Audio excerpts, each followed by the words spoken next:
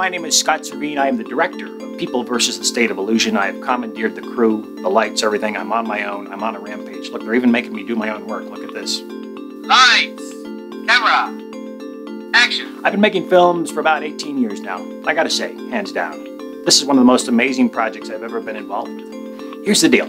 Most great movies have two things going on at the same time. There's usually an internal kind of heart story, and then there's an external sort of plot-oriented story. Well, needless to say, we have both of those, but here's the hook. You walk into our movie, you get caught up in the main storyline pretty quickly, I might add, because of the fine direction. And then we have some of the greatest minds on the planet to comment not only on how you're seeing the film, but potentially, possibly, how you see the rest of your life. The narrative storyline has some of the best actors on the planet. We have J.B. Tuttle, who is really the rock and the foundation of this narrative storyline. He's quite wonderful to watch. We have Kevin McDonald, who's sort of a young Dustin Hoffman type. I mean, his range is just phenomenal.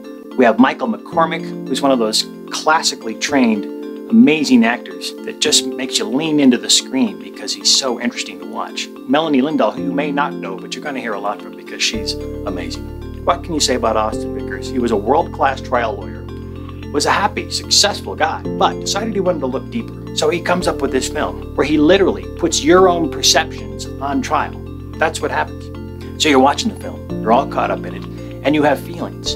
You start to say, well, I would have done that, or I wouldn't have done this. And you begin to realize that what's happening is that you're looking at the film through a certain point of view.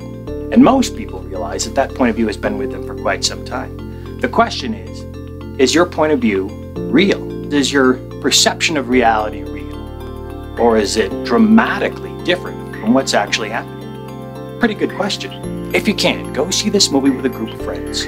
Go out to dinner afterwards and have a long, gorgeous conversation about not only the film, but how you perceived it. And then ask yourself a question.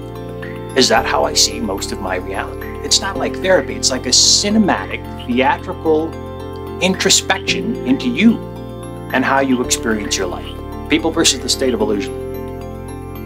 It's an amazing picture. Can't wait for you to see it.